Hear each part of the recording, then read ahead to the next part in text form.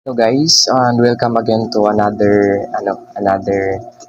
video. So ngayon, pag-uusapan natin and explain ko sa inyo paano ba mag-multiply ng fraction.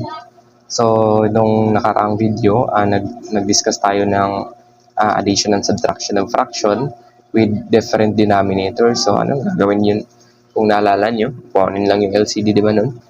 Dito, magkaiba na yung proseso. So, ayan, multiplication of fraction. Di ba? Pag multiplication, ganyan yan. Ganyan yung sign natin nakikita. Or ito, tuldok. Ayan, tuldok. Ganyan, halos iba. Sa iba is tuldok. Ang iba is ito yung x na yan. Tapos, ayan, multiplication of fraction. So, direkta tayo sa example para madali lang tayo, no? Kasi medyo natatagalan tayo sa mga ano na yan. Sa mga chichiburichi na yan. So, 1/2. Ayan. Sample number 1 to. So, ano pong gagawin pag multiplication of fraction lang? So, mas madali lang, no? Medyo mas madali to kumpara dun sa addition and subtraction of fraction with different denominators kasi maghanap ka pa ng LCD. Dito, hindi na. Ang gagawin mo lang dyan is ipag-multiply mo lang to. Ipag-multiply mo lang talaga yan. Wala akong ibang gagawin dyan. Pag-multiply mo lang tong ayan. Tapos, ito sa baba. Pag multiply mo lang yan. So, 3 times 1 is 3. Tapos, 4 times 2 is 8. Ganyan lang kasimple, di ba? Basic lang. Basic lang yan. Number 2. And, sana naintindihan, no? So, 5/3. Try tayo ng improper. Times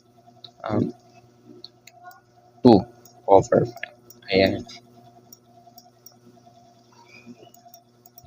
Diba? Sabi ko, ipag-multiply lang yung taas at saka sa baba, yung numerator. Pag-multiply mo lang yung numerators, tapos ipag-multiply mo din yung denominators. And yun na yun. So, 5 times 2 is 10. Tapos, 3 times 5 is 15. Ayan. So, ito, alam naman natin na divisible to both by 5, diba? So, divide mo yan by 5. So, ayan. So, 10 divided by 5 is 2.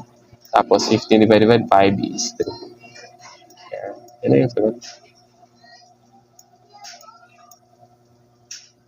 Yan. Ganyan lang kasimple. Tapos, next tayo. 7/8. Medyo maingay. Times 6/7. Ayan. So, 7 times 6, ano ba yan? So, dapat dito, gamay mo yung multiplication table, no? 7 times 6 is 42, di ba? 42. Tapos, 8 times 7 is 56. Ayan. Tapos, ano yan, di ba? Both even to. Even is pares, di ba?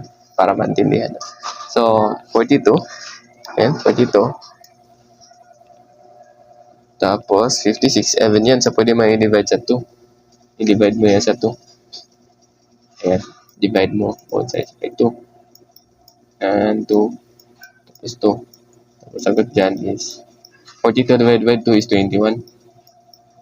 Tapos, 56 divided by 2 is 28. Lowest term na ba to?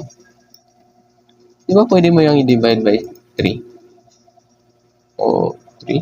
7, no? 7, pwede yung 7. So, is 21 divided by 7 is 3. Tapos, 28 divided by 7 is 4. Ayan. Ito na yung sagot. Diyan ka mahihirapan talaga, no?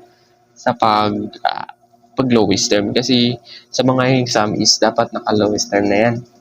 Dapat naka-lowest term. Tapos, nag-multiply ka ng fraction, yung problem is ganito.